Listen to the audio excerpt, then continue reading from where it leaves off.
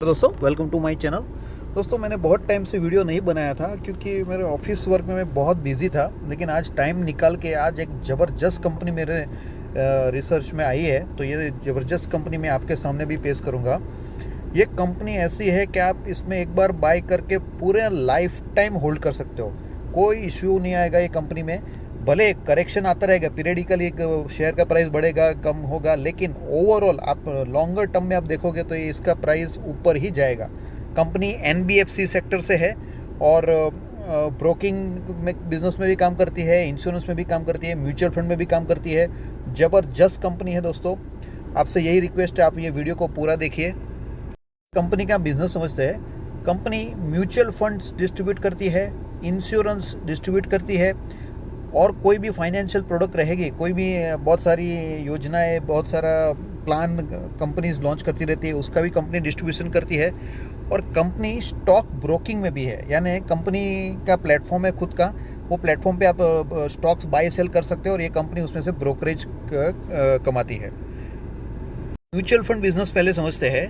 देखो, कंपनी के पास 96,260 करोड़ का एयूएम है। एयूएम क्या होता है? Asset under management. 96,260 करोड़ का एसेट कंपनी मैनेज कर रही है as of now. Third ranking है as per CAMS. CAMS June 2024 में जो रैंकिंग डिक्लेयर किया था, उसमें थर्ड रैंकिंग ये कंपनी को दिया था। देखो, थर्ड रैंकिंग। आप सोचो, एसेट अंडर मैनेजमेंट वाली कितनी सारी कंपनी है मार्केट में। एंजल वन है, आईसीआईसी है, एचडीएफसी है, जीरोदा है, ग्रो है। इतने सारे कंपटीशन में ये कंपनी को थर्ड रैंक मिला है। दैट मीन्स ये कंपनी का अचीवमेंट छोटा मोटा नहीं है। Number of folios 6th rank है। देखो, ये फोलियोज क्या होता है? कोई भी नया इन्वेस्टर जब म्यूचुअल फंड में इन्वेस्टमेंट चालू करते हैं तो उसके नाम पे पहले फोलियो बनता है, उसके बाद फोलियो के अंडर एमएफ बाई होता है। तो नंबर ऑफ फोलियोज किसके पास ज़्यादा है, उसका जो रैंकिंग है उसमें इसको 6th रैंक है पूरे इंडिया में। ये कैम्स का रैंकिंग है। देखो, ये कोई चीला चालू एजेंसी का रैंकिंग नहीं है, कैम्स का रैंकिंग है। Camps is one of the reputed in mutual fund management, आपको पता ही रहेगा। तो ज़बरदस्त कंपनी का अचीवमेंट हम बोल सकते हैं। कंपनी के पास मंथली एसआईपी फ्लो कितना है? 780 करोड़। हर महीने 780 करोड़ का मंथली एसआईपी का फ्लो होता है कंपनी के पास। ये भी फिगर बहुत ज़बरदस्त है। नंबर ऑफ इन्वेस्टर्स अगर आप देखोगे, 17,35,345, ऑलमोस्ट 17 लाख इन्वेस्टर्स का कंपनी के पास ऑलरेडी है। आगे अगर चेक करेंगे तो कंपनी इंश्योरेंस सेक्टर में भी ज़बरदस्त कर रही है। इंश्योरेंस सेक्टर का ग्रोथ देखो, FY20 में कहाँ था कंपनी और FY24 में कंपनी कहाँ पहुँच गई। ये एक ग्राफ देखिए। मैं फिगर्स में नहीं जाऊँगा, मैं आपको सिर्फ ग्रोथ बताता हूँ, कितना ज़बरदस्त ग्रोथ कंपनी इंश्योरेंस सेक्टर में भी कर रही है। इंश्योरेंस का प्रीमियम का डेटा भी कुछ है। 117.3 करोड़ का प्रीमियम मंथली है। ये इतना मंथली प्रीमियम कंपनी के थ्रू पे होता है। कंपनी ने अभी तक 34,251 पॉलिसीज ऑलरेडी डिस्ट्रीब्यूट कर चुकी है कंपनी। देखो, इंश्योरेंस कंपनी मेन बिजनेस तो म्यूचुअल फंड का है, लेकिन कंपनी क्या बोल रही है? सेकंड पिलर ऑफ ग्रोथ क्या है? इंश्योरेंस।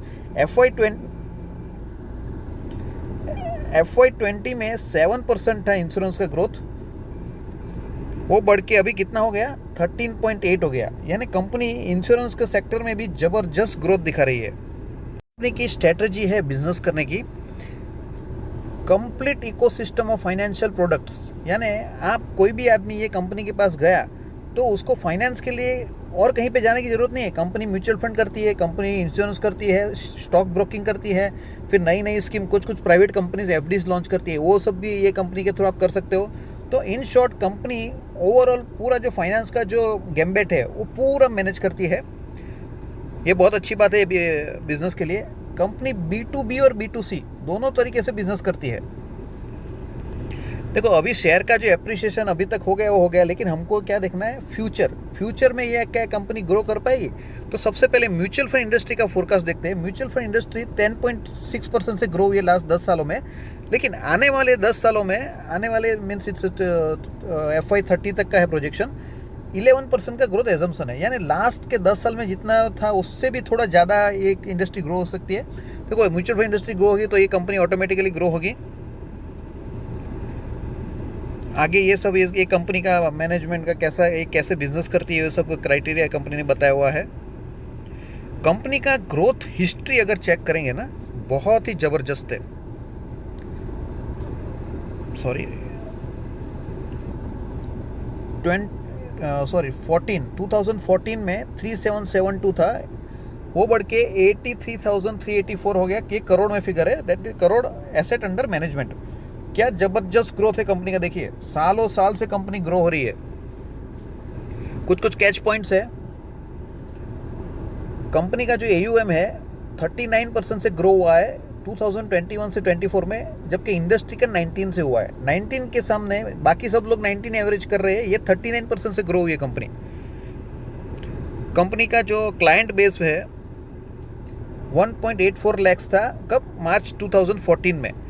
वो क्लाइंट बेस अभी कितना हो गया है, 16.87 लाख। यानी कंपनी ऑलमोस्ट 15-16 लाख क्लाइंट बढ़ा दिया है इन लास्ट 10 ईयर्स। तो कंपनी का नाम है prudent corporate advisory services limited. अभी कंपनी के हम थोड़े फंडामेंटल्स चेक करते हैं। सबसे पहले बैलेंस शीट पे जाएंगे। बैलेंस शीट कितनी स्ट्रांग है देखिए, 461 करोड़ का रिजर्व है और बोरिंग सिर्फ 20 करोड़ है। बहुत ही हेल्दी है बैलेंस शीट। दूसरा अच्छा चीज़ देखिए, कंटिन्यूस कंपनी रिजर्व बढ़ा रही है। 111 करोड़ से 157 हुआ, 217 हुआ, 329 हुआ, 461। कंटिन्यूस ईयरली कंपनी अपना रिजर्व बढ़ा रही है। दैट मीन्स ये कंपनी बहुत अच्छी तरीके से मैनेज हो रही है। अभी कंपनी का प्रॉफिट एंड लॉस स्टेटमेंट पे जाएंगे, सीधा नेट प्रॉफिट पे जाते हैं। तो कंपनी का नेट प्रॉफिट कैसे ग्रो हो रहा है, 21 करोड़ था, नेक्स्ट ईयर 28 हो गया, 28 से बढ़ के 45 हो गया, 45 से बढ़ के 80 हो गया, 117, 139, लेटेस्ट 155।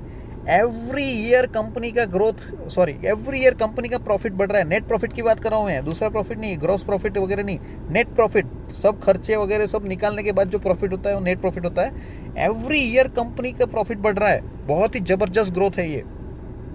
दूसरे पैरामीटर्स अगर आप चेक करेंगे कंपनी का शेयर का प्राइस चल रहा है 2351, लाइफ टाइम है 2738 है। देखो मार्केट कैप देखो, 10,000 करोड़ भी मार्केट कैप नहीं है। ये जो इंडस्ट्री है ना, ये इंडस्ट्री की बाकी कंपनी देखो, आनंद राठी देखो, एंजल वन देखो, CDSL देखो, ये सब लोग, ये जो कंपनीज है ना उसका मार्केट कैप बहुत ज़्यादा हो गया है। ये कंपनी अभी भी कम मार्केट कैप में है। दैट मीन्स ये कंपनी का ग्रोथ है ना और भी तेज़ी से हो सकता है।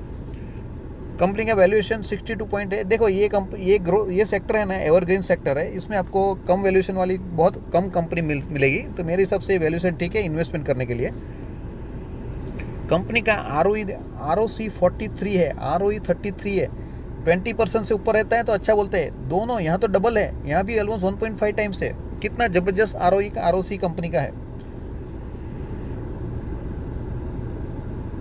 का रिटर्न चेक करेंगे तो कंपनी ने लास्ट 1 ईयर में 110, यानी आपका 1 साल में कंपनी पैसा डबल कर दिया है।